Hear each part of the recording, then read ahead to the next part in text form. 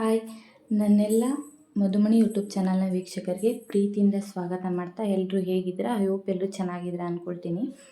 ಸುಮಾರು ಜನ ನನ್ನ ಸ್ನೇಹಿತರು ನನ್ನ ಮಗಳಿಗೆ ಗಂಜಿ ಮಾಡಿ, ಅಂದರೆ ಗಂಜಿ ಮಾಡೋದು ಮನೇಲಿ ನಾನು ಹೇಗೆ ಮಾಡ್ಕೊಳ್ತೀನಿ ನನ್ನ ಮಗಳಿಗೆ ಅಂತ ಗಂಜಿ ಮಾಡಿರೋವಂಥ ವೀಡಿಯೋನ ನಾನು ಯೂಟ್ಯೂಬಲ್ಲಿ ಅಪ್ಲೋಡ್ ಮಾಡಿದೆ. ಸುಮಾರು ಜನ ನನ್ನ ಫ್ರೆಂಡ್ಸು ಎಲ್ಲರೂ ಕೇಳಿದ್ರು, ಹೇಗೆ ಮಾಡೋದು, ಅಂದರೆ ಹೇಗೆ ಮಾಡ್ಕೊಳ್ತೀರಾ ಪೌಡ್ರನ್ನ ಒಂದ್ಸಲಿ ಮಾಡಿ ತೋರಿಸಿ ಅಂತ. ಹಾಗಾಗಿ ಈ ವಿಡಿಯೋ ಮಾಡ್ತಾಯಿದ್ದೀನಿ.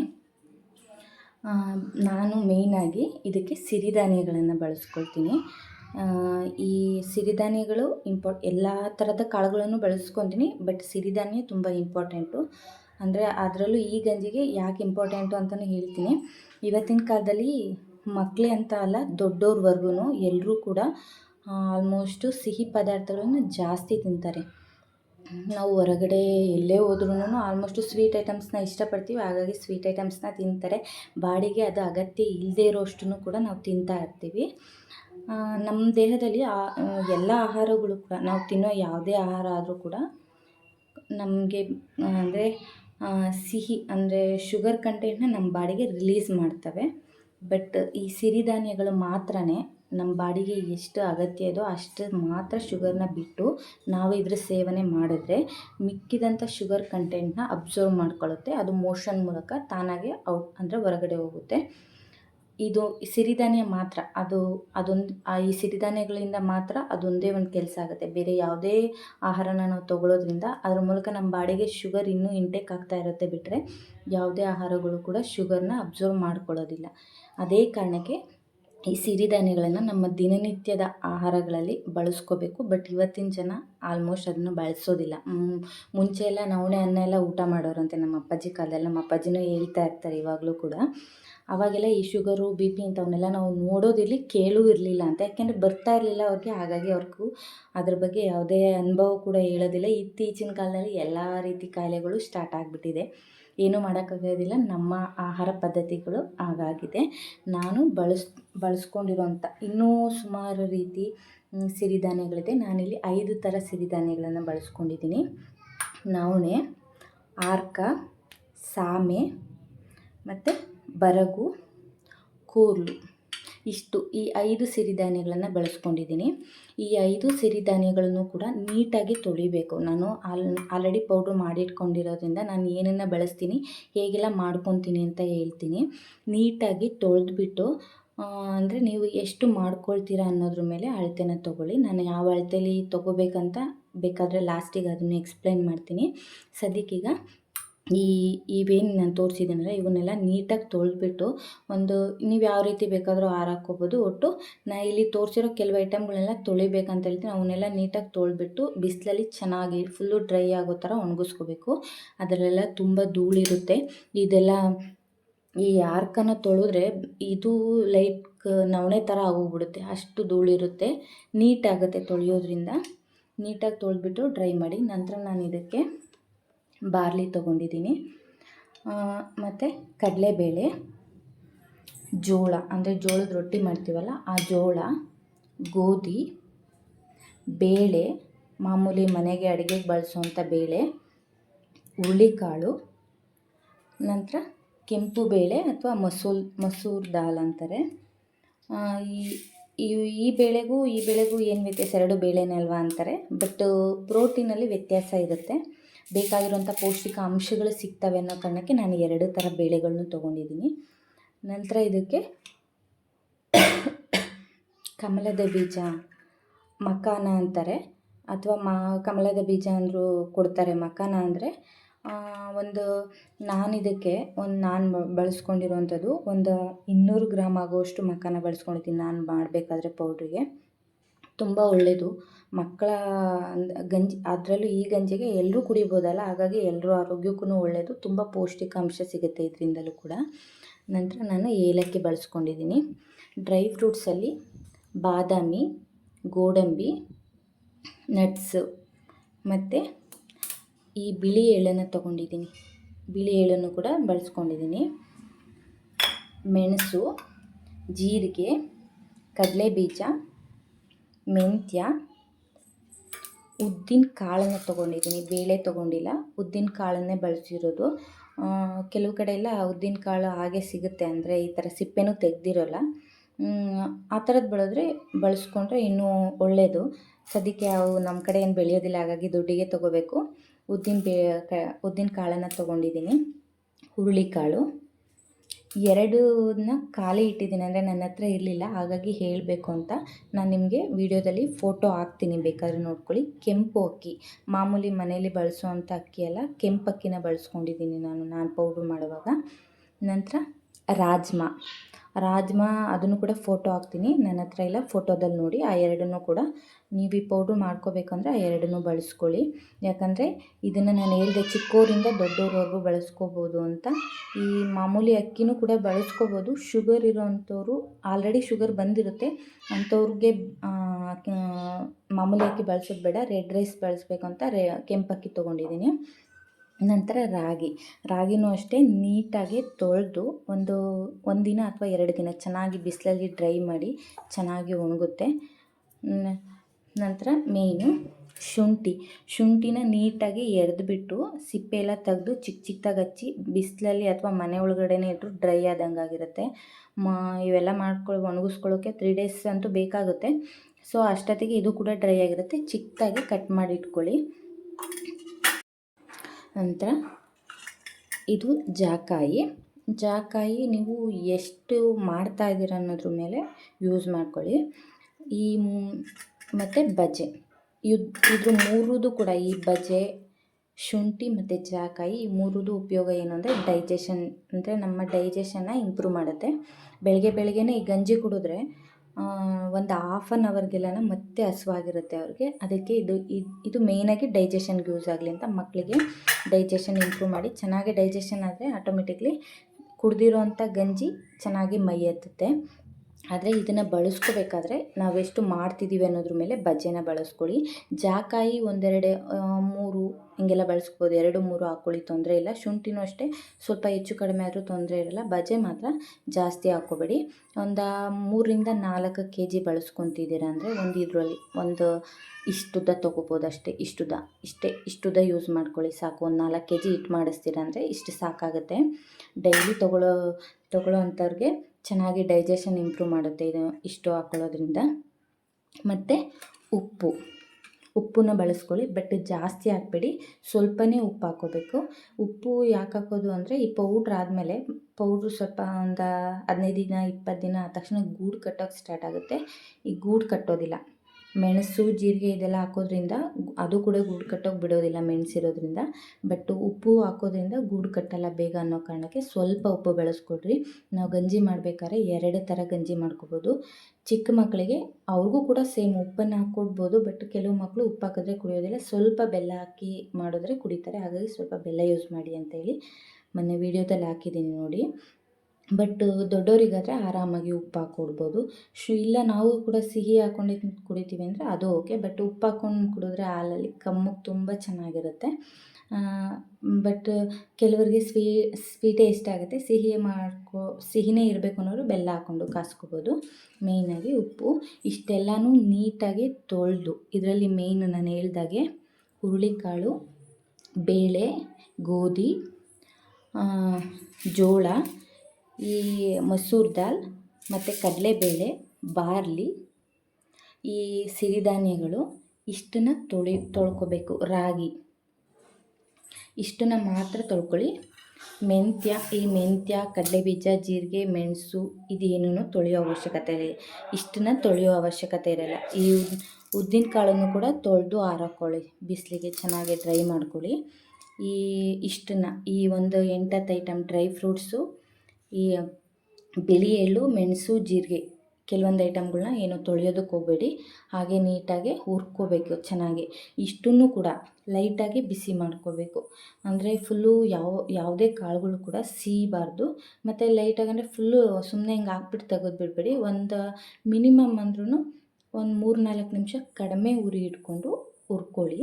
ಬೇಕಾದರೆ ಯಾವುದಾದ್ರೂ ಒಂದು ಕಾಳನ್ನು ಯಾವ ರೀತಿ ನಾನು ಹುರ್ಕೊಳ್ತೀನಿ ಅಂತಲೂ ತೋರಿಸ್ತೀನಿ.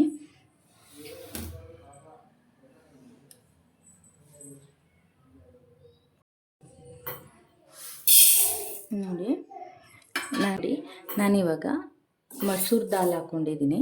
ಅಂದರೆ ಇದನ್ನು ಹೇಗೆ ಹುರ್ಕೊಳ್ಳೋದು ಅಂತ ಎಲ್ಲ ಕಾಳುಗಳನ್ನು ನಾನು ಇದೇ ಸೇಮ್ ನಾನು ಇವಾಗ ಯಾವ ರೀತಿ ಹುರ್ಕೊತೀನೋ ಒಂದು 3-4 ನಿಮಿಷ ಕಡಿಮೆ ಉರಿ ಇಟ್ಕೊಂಡೇ ಹುರ್ಕೊಳ್ಳಿ.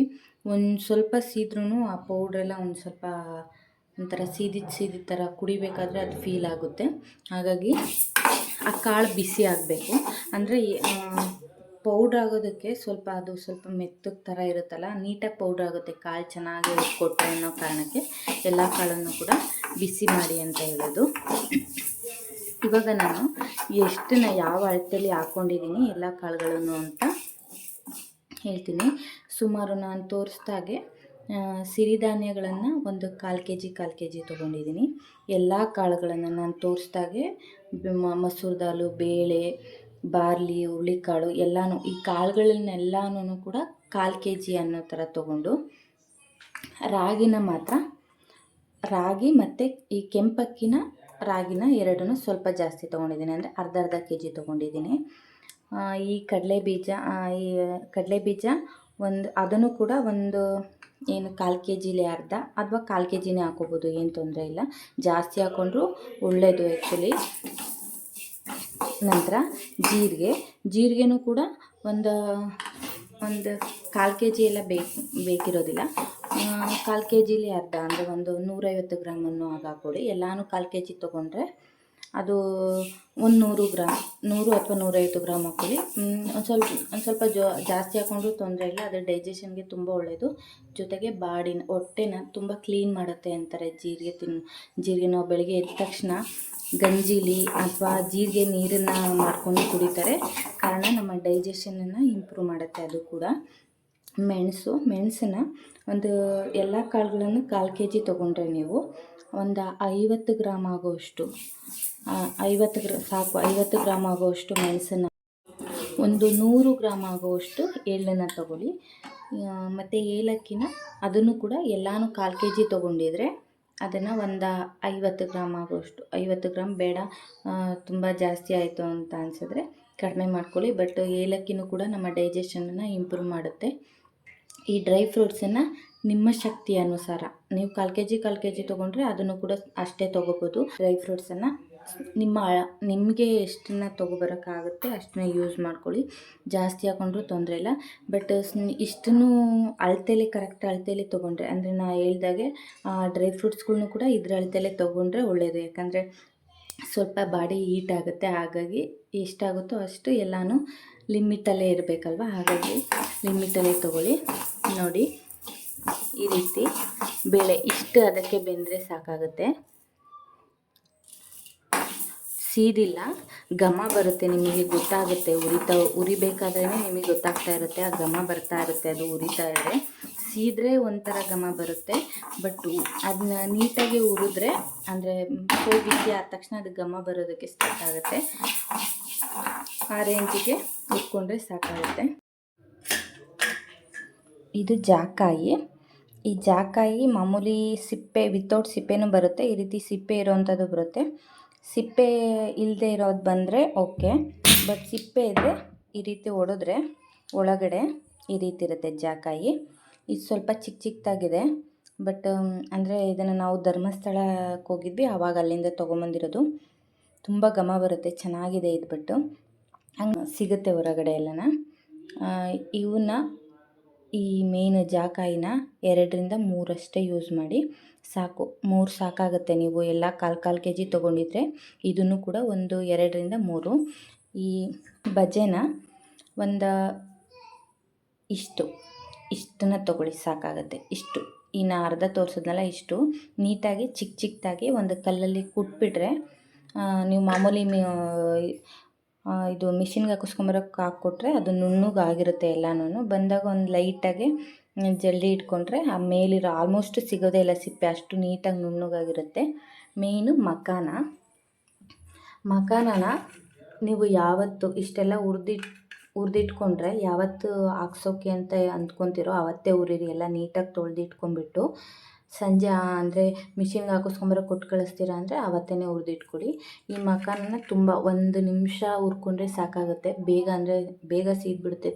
ಫಸ್ಟ್ಗೆ ಮಖಾನ ಹುರ್ಕೊಳ್ಳಿ. ಬಾಣಲಿ ಸ್ವಲ್ಪ ಜಾಸ್ತಿ ಉರಿಯಾಗಿದ್ರೂ ಬ್ಲ್ಯಾಕ್ ಬ್ಲ್ಯಾಕ್ ಆಗಿಬಿಡುತ್ತೆ ಒಂದೇ ಒಂದು ನಿಮಿಷಕ್ಕೇ. ಹಾಗಾಗಿ ಕಡಿಮೆ ಉರಿ ಇಟ್ಕೊಂಡು ಫಸ್ಟ್ಗೆ ಮಖಾನನೇ ಹುರ್ಕೊಂಬಿಡಿ.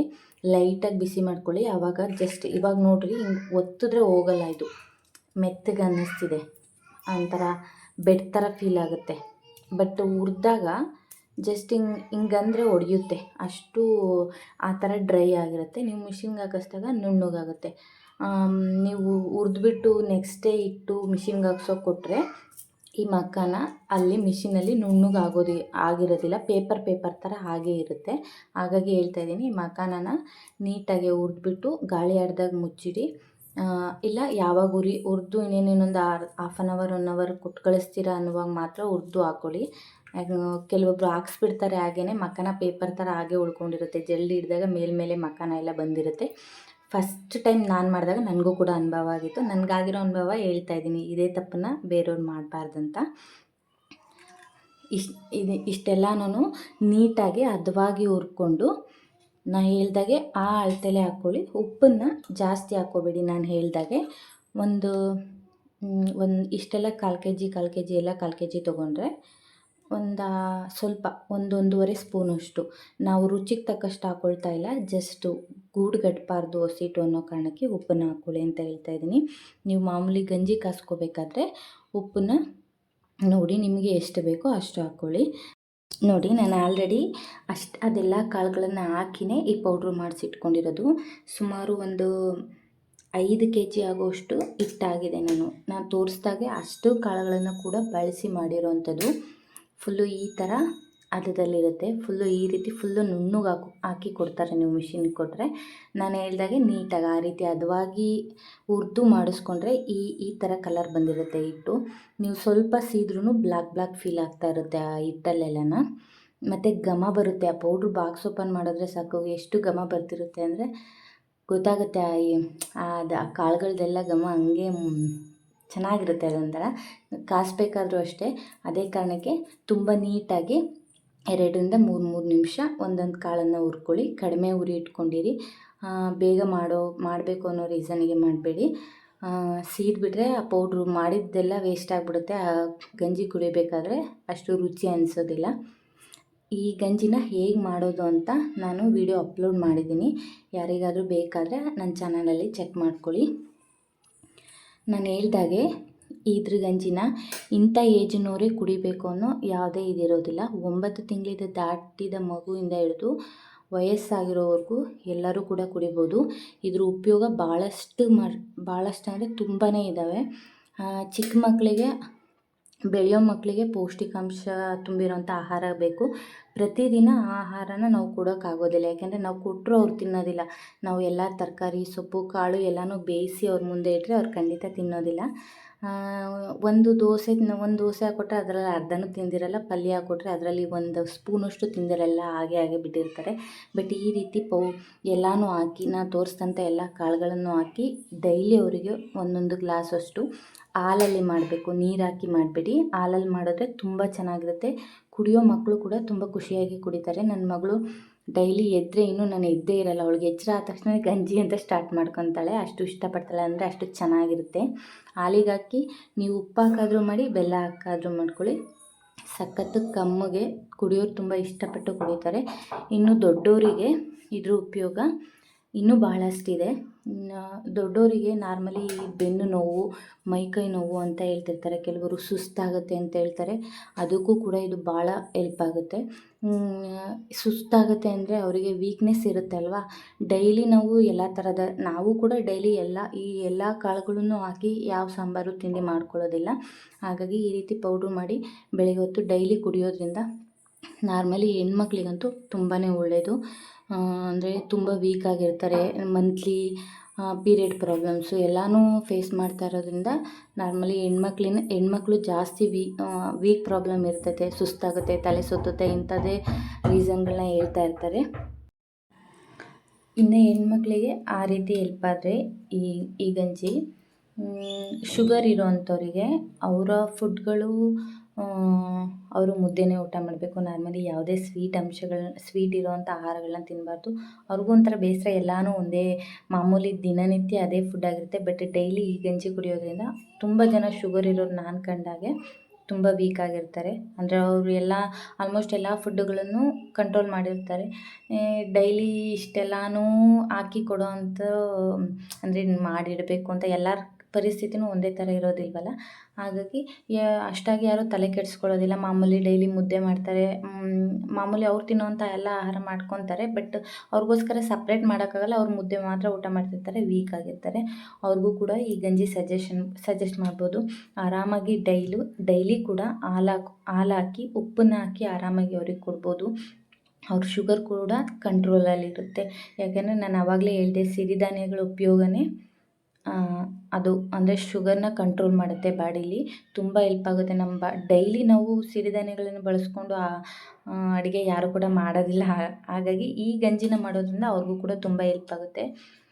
ಮತ್ತೊಂದು ಏನಪ್ಪ ಅಂದರೆ ನಮ್ಮ ಸ್ನಾಯುಗಳನ್ನ ತುಂಬ ಸ್ಟ್ರಾಂಗ್ ಮಾಡುತ್ತೆ. ಅಂದರೆ ನಮ್ಮ ಮಾಂಸಖಂಡಗಳನ್ನು ತುಂಬ ಸ್ಟ್ರಾಂಗ್ ಮಾಡುತ್ತೆ ಈ ಪೌಡ್ರು.